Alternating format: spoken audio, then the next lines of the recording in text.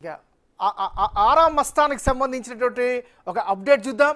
ఆరా మస్తాన్ అసలు ఆరా Mastan election prediction చాలా సంచలనమైంది. YSR Congress party అయితే ఆరా మస్తాన్ సర్వేని ఒక రకంగా ప్రొజెక్ట్ చేసింది, ఇంకా ఎక్కువ వస్తాయని చెప్తూ ఉంది.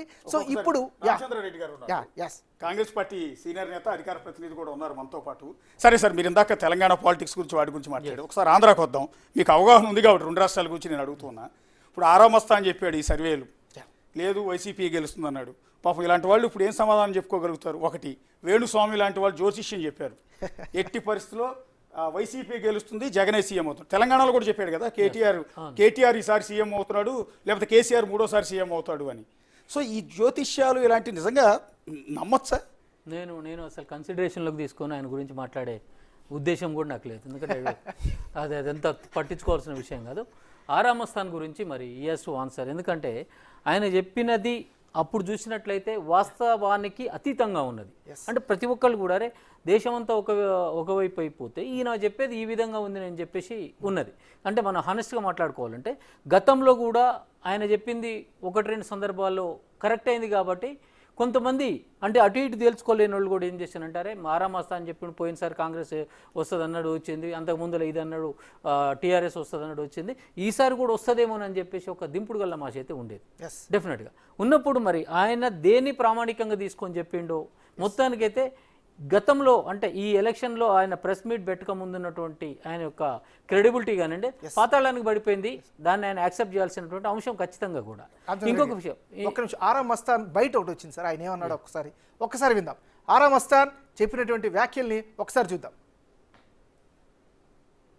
కాంగ్రెస్ పార్టీ ఆంధ్రప్రదేశ్లో మే 13వ తేదీన జరిగినటువంటి ఎన్నికల్లో 49.41% ఓట్లను సాధించి 94 నుండి 104 అసెంబ్లీ స్థానాల్లో గెలవబోతాయండి.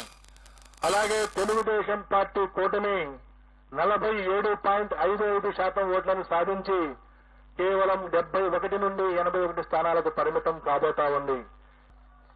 వైఎస్ఆర్ కాంగ్రెస్ పార్టీ ఆంధ్రప్రదేశ్లో మే 13వ తేదీన జరిగినటువంటి ఎన్నికల్లో 49.41% ఓట్లను సాధించి 94 నుండి 104 అసెంబ్లీ స్థానాల్లో గెలవబోతాయండి. అలాగే తెలుగుదేశం పార్టీ కూటమి 47.55% ఓట్లను సాధించి కేవలం 71 నుండి 81 స్థానాలకు పరిమితం కాబోతా ఉంది. ఎస్, అది ఆరా మస్తాన్ అంత కాన్ఫిడెన్స్తో చెప్పాడు. పాపం ఇప్పుడు ఏం సమాధానం చెప్తాడో ఒక్కసారి ఆరా మస్తాన్తో ఫోన్లో మాట్లాడే ప్రయత్నం చేద్దాం. ఇప్పుడు దీనికి సమాధానం ఏం చెప్తారు అనేది ఒక్కసారి కాల్ చేయండి.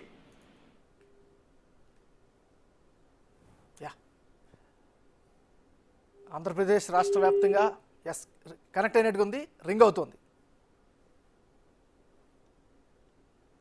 హలో పీసీఆర్,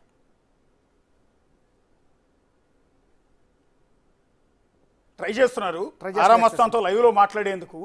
ఒకసారి ట్రై చేస్తూ ఉంటాం. అంటే 2019 ఎన్నికల ముందు లగడపాటి రాజగోపాల్ కూడా ఇట్లాగే చెప్పారు, అప్పుడు టీడీపీ గెలుస్తుందని. అన్ని సర్వేలు వైసీపీకి అనుకూలంగా ఉంటే లగడపాటి రాజగోపాల్ అప్పటికి విపరీతమైన నమ్మకం. ఇందాక రామచంద్రారెడ్డి గారు చెప్పినట్టుగా అప్పట్లో లగడపాటి సర్వే అంటే ఖచ్చితంగా ఉంటుంది, లగడపాటి చెప్పినట్టు జరుగుతుందని అందరూ అనుకున్నారు.